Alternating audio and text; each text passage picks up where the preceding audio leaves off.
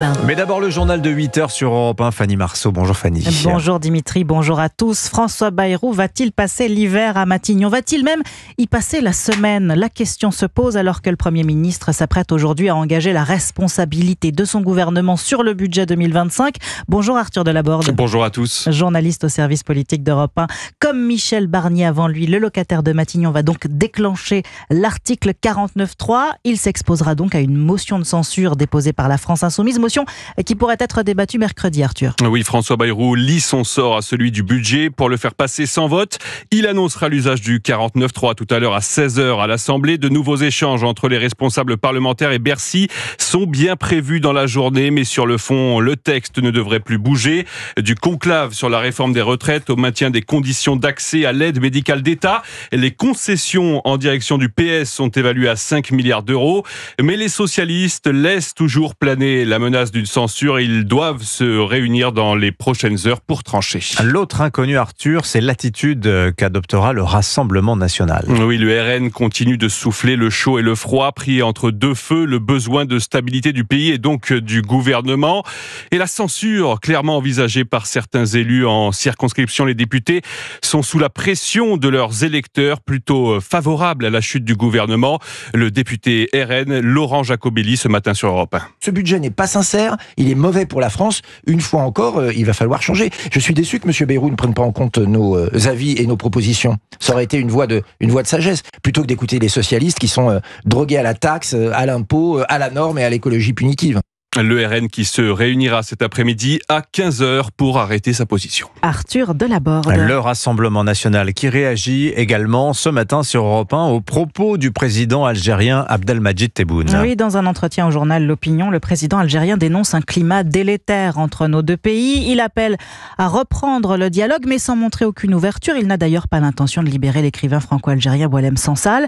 Et il attaque, sans détour, Marine Le Pen, estimant qu'il y a, je cite, dans l'ADN du RN, des restes de l'OAS.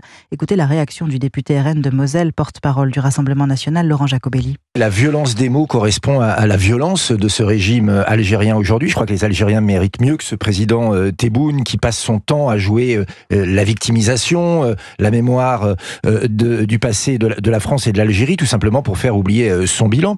Peut-être que Marine Le Pen a visé juste, justement. Peut-être que pour la première fois, le président algérien se dit, si Marine Le Pen arrive au pouvoir, on aura face à nous une France forte, une France résolue, une France qui renverra les délinquants et criminels algériens dans leur pays et les OQTF. Je pense que c'est un signe de nervosité. Il n'est pas habitué à ça. Après des années d'aplaventrisme d'Emmanuel Macron qui passe son temps à se repentir, à demander pardon, à céder face à l'Algérie. Et je pense que ce régime algérien montre bien qu'il sait qu'il a tort. Laurent Jacobelli, invité d'Europe 1 matin à 7h10, interview complète à retrouver sur europe1.fr. C'est une défaite cinglante. Hier soir, la France Insoumise a perdu la municipale anticipée de Villeneuve-Saint-Georges dans le Val-de-Marne. Son candidat Louis Boyard s'est incliné avec un peu moins de 39% des suffrages face à sa rivale LR Christelle Niazme qui l'emporte avec 10 points de plus. Un revers qui pourrait faire date pour les mélenchonistes, Alexis de la Fontaine. Oui, l'enseignement principal de la soirée, c'est que la France Insoumise n'a toujours pas réussi à remporter une grande mairie seule, y compris dans des villes avec une très forte immigration, en attirant le vote communautaire via des soutiens du Hamas et malgré une implication personnelle de Jean-Luc Mélenchon dans la campagne. En réalité, sans un accord avec le reste de la gauche, LFI continuera encore et toujours de perdre. Louis Boyard le sait et en veut énormément à ses partenaires. Où étaient les écologistes? Où étaient les communistes? Où étaient les socialistes? Où étaient-ils quand on a imploré la fusion? Ils n'étaient pas là.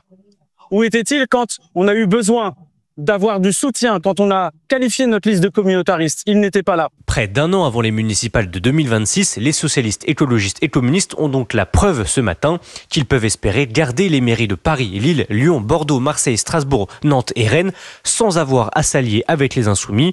Jean-Luc Mélenchon, qui avait tout misé sur cette élection pour essayer de faire plier ses partenaires dans les mois à venir, risque de connaître une nouvelle déroute électorale. Alexis de la Fontaine. Et à Boulogne-Billancourt, dans les Hauts-de-Seine, le premier tour hier de la municipale partielle donne une avance à la candidate LR. Là encore, 20 points d'avance sur l'ex-adjoint au maire affilié à la majorité présidentielle. L'actualité internationale aux États-Unis, bras de fer commercial engagé avec le Mexique et le Canada. Donald Trump annonce s'entretenir ce matin avec ses homologues canadiens et mexicains. Le président américain a signé samedi un décret visant à augmenter de 25% les droits de douane sur les produits venus de ces deux pays, mesure qui doit entrer en vigueur demain et à laquelle le Canada entend riposter en taxant plus lourdement les produits américains. Et vous écoutez Europe 1 matin, il est 8h06. C'est toujours une douleur incommensurable pour les chrétiens, une immense perte aussi pour le patrimoine français. Le nombre d'églises visées par des incendies criminels est en hausse. Oui, c'est une information que vous révèle Europe 1 ce matin. Des édifices sacrés défigurés, comme à Saint-Omer en septembre dernier, ou à Poitiers où l'église a été la cible de départ de feu. Au total, ces dégradations sont en augmentation de 30% en 2024, William Molinier.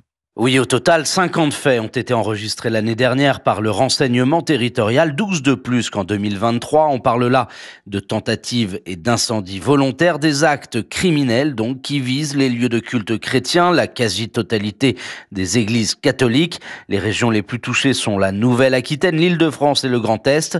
Selon les informations d'Europe 1, les vols à l'intérieur des édifices religieux ont aussi augmenté, plus 7%. 288 faits ont été enregistrés l'année dernière. Si ces actes anti-chrétiens visent surtout les biens matériels, les fidèles sont eux aussi ciblés. Plusieurs messes de Noël ont été perturbées l'année dernière, notamment à Saint-Germain-en-Laye, dans les Yvelines, où un individu a crié Allahu Akbar avant d'invectiver l'Assemblée. Enfin, un attentat islamiste anti-chrétien a été déjoué par la DGSI le 5 mars 2024. Les policiers ont interpellé un homme de 62 ans, sympathisant de Daesh. Il projetait une attaque contre une église et avait déjà fait des repérages autour de plusieurs sites religieux. William Molinier du service police-justice d'Europe 1. Gérald Darmanin, lui, poursuit sa lutte contre les narcotrafiquants. Le garde des Sceaux se rend à Rome aujourd'hui. Oui, pour étudier le régime carcéral italien réservé aux détenus les plus dangereux. Objectif s'en inspirer afin de préparer son projet d'établissement de haute sécurité dédié aux plus gros barons de la drogue. Et puis le festival de bande dessinée d'Angoulême, il a refermé ses portes hier soir après la remise du Fauve d'Or. Récompense suprême pour les auteurs et c'est un rescapé de l'attentat de Charlie Hebdo en 2015 qu'il a emporté, le dessinateur Luz pour son album Deux filles nues, publié chez Albin Michel. Sébastien Bordenave. Quelques heures avant de l'apprendre, Luz dit à ses équipes « Si j'ai le Fauve d'Or, je me fais tatouer l'emblème du festival d'Angoulême. » Eh bien 21h13, c'est chose faite. Pour des raisons de sécurité, l'info est restée strictement confidentielle jusqu'au dernier moment. Luz peut savourer un sacre qui fait l'unanimité tellement la BD Deux filles nues est un album majeur. Le sujet, c'est la vie d'un tableau survivant comme lui, peint par Otto Müller en 1919, mais vu du tableau, du moment où il est peint, en passant par celui où il est montré à l'expo sur l'art dégénéré à Munich en 1937, jusqu'à ce qu'il soit rendu à la famille juive spoliée, un tableau à la vie incroyable. Luz. Ce qui est plus fort, c'est pas le beau, ce qui est plus fort, c'est ce qui reste dans la mémoire des gens. Plus on est là à regarder un tableau, plus on est là à rester devant un tableau, plus on lui donne de la vie.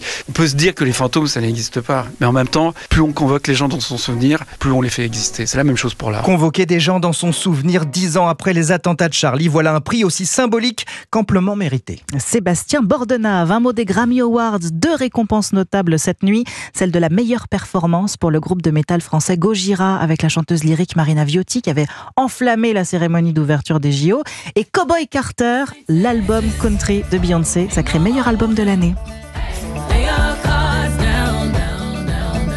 Et ben voilà, quelques notes de musique pour refermer votre journal. Fanny Marceau, merci beaucoup. Merci Fanny. à vous. Merci. Dans un instant sur Europe 1, l'invité politique sera Charles de Courson, le député Lyotte de la Marne, invité de Sonia Mabrouk. Bon réveil avec Europe 1, il est 8h10.